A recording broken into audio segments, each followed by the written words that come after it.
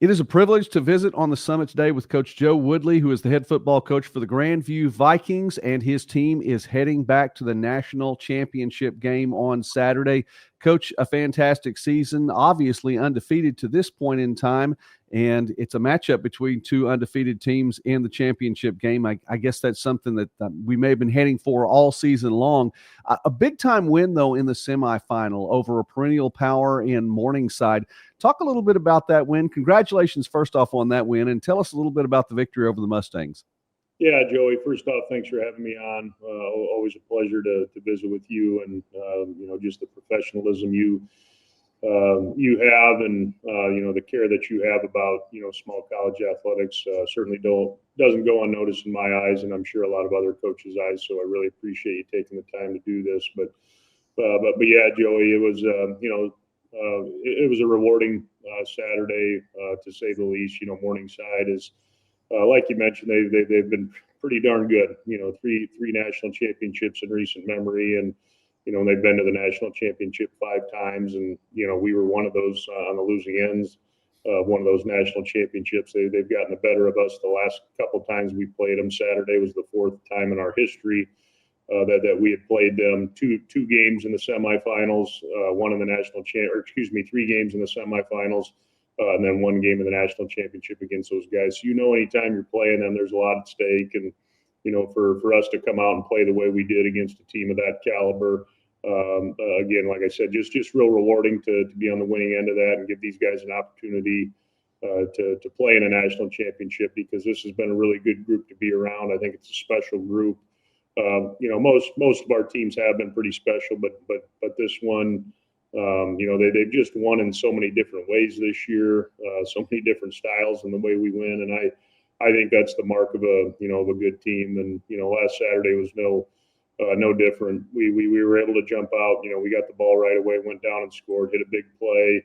Then we got kind of Jackson, wearing our quarterback, going in the run game a little bit. So, we felt, when we got on the board early, we felt okay. We could move the ball on these guys, and because Morningside has a really good defense, they always have, and for us to go right down the field was, I think that was a positive for us. And then, they come out and I think they're they're either 1 or 2 in the country in total offense, with well over 500 yards a game. They've kind of been on a mission all year offensively, and they've been very, very efficient, productive, and they went right down the field on us.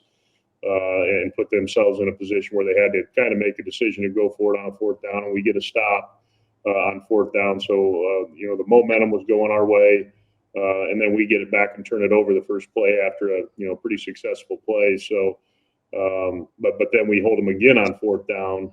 So I think that just gave our defense some confidence, for the rest of the day that they, that we're capable of getting stops. And our defense has been really good all year, but, until you play a high caliber offense, really high caliber offense, not that we haven't played good ones all year, but they've kind of been in a class all by themselves a little bit numbers wise. And for us to, to hold that team to 13 points and, get as many stops as I think they were 2 of 6 on 4th downs, and we were pretty productive on 3rd down as well. So just a, kind of feather in the cap a little bit, so to speak, for our defensive guys, to hold their offense in check. And really our offense probably played their best football game of the year all the way around against who I think was a good defense. And, I think we rushed for over 200 yards and threw for, over 2. I think we were at 430-some yards. I'm not a huge statistic guy, but, those were just some ones that pop out at me.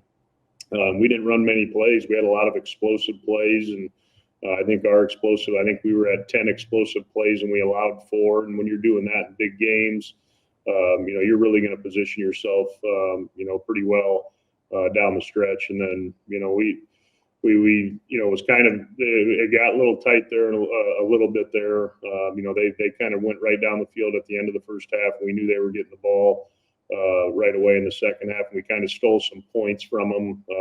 Their punter dropped the ball right in the end zone. We called a timeout, wanted to make them punt from the end zone. You just never know what'll happen. And, they dropped the punt, so we get 2 points, and then we actually get the ball back, put ourselves in a position to kick a field goal, to put ourselves up 3 possessions going into halftime. And didn't have a very good snap on our field goal, and so that was a bit of a downer. But then they come right back out, go right down the field and score. So it was nip tuck there for a while, but then we just kind of any type of shot they threw at us, we answered it and then some, and then we kind of delivered a knockout blow on Isaiah Toki's big catch and run, and now that was kind of what sealed the deal for us and for them, and we were able to finish it out just kind of running the football and doing what we do. It's kind of how we play, kind of try and sprint to that finish line, and that's kind of how it went. So again, just a great day, and which set us up for an opportunity for what we have this week. Coach, you mentioned Jackson Waring. I know we spoke about him before the season started, but his game on Saturday, if it wasn't his best game of the season, it had to be right up there among those, and he took advantage of the opportunity. Talk about his leadership. Yeah, Jackson, and this time of year, your best players or your key players need to be playing their best football, and really ever since the second half of our first round playoff game against Friends, he's been pretty special. We haven't ran him design quarterback run type stuff. We haven't ran him that much this year. Because if you do too much of that, you're going to break a guy down, and so we kind of picked and choosed our spots, throughout the season. But now it's we're at a point where hey, we're trying to survive and advance, and anytime you run the quarterback, that just gives you one extra blocker, and that makes it hard on a defense to defend. And he's got a pretty good feel for it. He's big, he's strong, and of course he can throw the football. I mean, he's still a very accurate passer, and he's just a dangerous football player to defend, and he's playing at a real high level right now. And you mentioned his leadership. It's he's one of the better leaders that I have been around. He takes great pride in that. I think his teammates play for him, and in this time of year, I think those types of things are pretty important for the success of your team. And and he's got to do it one more time. I don't want to put all the onus on him, but at that spot, you're touching the football every play, and got to make good decisions, and when there's plays to be made, you got to make them, and I got all the confidence in the world in him to do that. He's a very driven kid, motivated, loves football, can't get enough of it type of thing, and well, I'm just real we're all real fortunate to have him on our side in these in these big moments, because I know he's going to rise to the occasion, because he is a competitive son of a gun. So again, just real appreciative of him. Dalton Van Pelt and Isaiah Toki each had season-high games on Saturday as well, too. The team seems to be peaking at the right time. We're visiting now with Coach Joe Woodley from the Grandview Vikings, a coach with a record as a head coach of 71-5, a ridiculous number. Coach, winning 93.4% of your games now. That's just a fantastic number. I want to ask you about the defense and make good use of your time now. The defense, 8.5 points per game. It's all it's given up, tops in the NAIA. 205.5 yards per game of offense for your opponents, tops in the NAIA. It's set the standard again for the country, as you have been doing. And I think it's reflected also All-Americans in all three segments of your game, with Jackson Filer on the line, John Argo, the linebacker, Davier Jones in the secondary. You have All-Americans, all three there. Tell us a little bit about this staunch defense.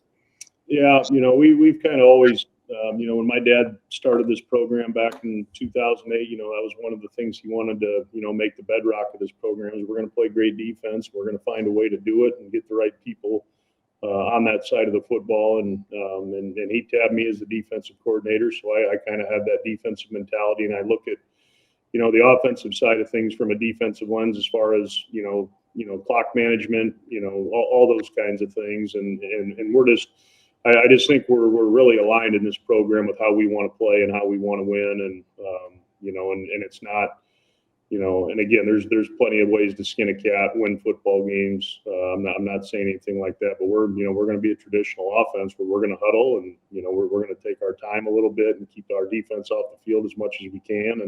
And when we are out there, we're going to be efficient. And that's, we're kind of playing true to that. And we've done that for a long time. And then you add in, when you have great players, it can be really special. And like you said, at all three levels, I think we're pretty strong, and we're strong at other spots. And I'd be remiss if I didn't bring up, Aaron Brown and Dane Johnson, our two inside guys. And I can't remember. Some wise coach told me once long ago, you got to be strong up the middle in about every sport. And I feel like that's where we're at right now, and that's always going to give you a chance. And you mentioned Jackson Filer, he's a menace, for any offensive tackle, because he is such an efficient pass rusher. And I think what sometimes gets lost with him is his ability in the run game. I mean, he's as good as I've coached in the run game with how physical he is and how physical his hands are, and really how smart he is. And John Argo is just kind of the ultimate competitor, leader.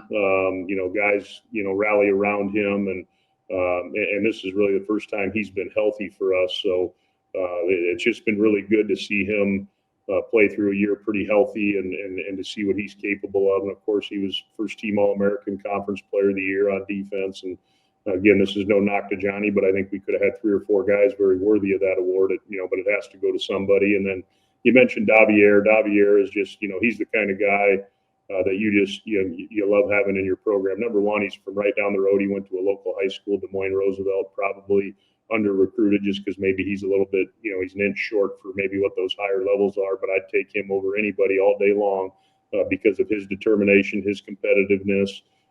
He is business all the time. That kid is locked in. He's darn near a 4.0 student. He's just a real high achieving kid. And when you got those kind of guys at all 3 levels, that have that football IQ, you're getting lined up, you're getting putting your guys in the right positions, and those guys are extensions of the coaching staff, and they buy into it. And just couldn't be more thrilled with who we have on that defensive side of the ball, and really the offensive side of the ball too. But yeah, defense, they've done some special things this year, statistic wise, numbers wise. But at the end of the day, we're still just trying to win a football game, and if it doesn't matter how we do it, but I do think we're playing at a pretty high level. But we're certainly going to get tested this Saturday against a pretty high-powered offense, and I think our guys are looking forward to it. I know I am looking forward to watching compete against those guys. So we'll find out how good we really are next Saturday.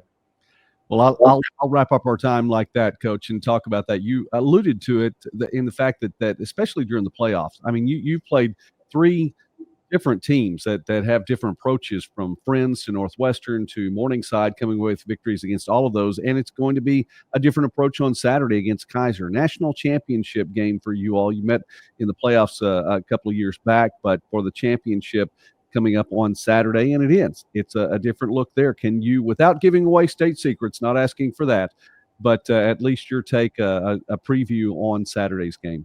Yeah, there's not many secrets at this point. There's probably enough of a sample size for each team. They've played 12 games, we've played 13, and again, like I mentioned a little bit earlier, I kind of lean towards looking through it, through a defensive lens. So their offense is usually the first thing I watch, whatever our opponent is. And what I see on offense is, number one, is a really good quarterback. He was kind of the reason. Because they were dead to rights last weekend, against Benedictine, down 17 points with seven or so minutes left, and he led the charge. And he was a kid that beat us 2 years ago when he was a younger guy, and I saw it then how special that quarterback was, and he's just a winner. This is their 3rd national championship appearance in a row, and he's been a huge factor in all that. And I think he might have had a couple injuries here and there with some things, but they, what really jumps out, and what jumped out at me in 2022 when we played them was just the physicality that they play with up front on the offensive line, and really the skill that they have. They've got really a trio of running backs. They kind of had a pair of them, for the most part, but it looks like one of the kid might be, he might be dealing with some injuries, but their starter or whatever. He's a big kid. He's like 6'2", 200. He's going to look a lot different than any of the guys we've played this year, and he's a really big physical runner. And I think he's probably faster than maybe most people would think. He's going to be a challenge within himself. And then the other kid who's been banged up for him, he's the one who he really got after us in 2022. We had a tough time tackling him, and the first guy rarely gets him down. And then they brought in another kid, at least against Benedictine, another kid that I thought was really good. And They've got outstanding. They've got really, really good receivers. One of them really sticks out. Number one, he's a game changer, game breaker, deep threat. So they again running, passing, leader at quarterback. They've kind of got it all, and so we've got to be able to match that. And then you look over them on the defensive side of the ball. Again, big, physical. They got some pass rushers. They're going to challenge you in the secondary, play some man-to-man coverage, much like they did to us a couple of years ago. We struggled, with that at times, and it's our belief that that's probably what they will do, and we got to be ready for that and got to match that. And these games are always won, first and foremost at the line of scrimmage, and then from there it's who's going to make those big plays. In those moments, and that's why we're where we're at. In these last three games leading into this game, we won a lot of the moments that were pivotal, and I just think that's a testament to the kind of kids that we have in our program. They've kind of refused to lose, and hopefully we can do that one more time on Saturday. All right. Grandview and Kaiser, two undefeated teams playing for the national championship on Saturday in Durham, North Carolina. Coach, successful season all the way around, but one more opportunity on Saturday. We're so grateful for you taking some time with us today here on Midwest Sportsnet. As we follow the Vikings all season long, we'll do it one more game, and success to you in the program. Just a fantastic program under your leadership. God bless you, sir, and thank you for your time. I appreciate it, Joey. Thanks for having me on. Anytime, man. I always love helping you out.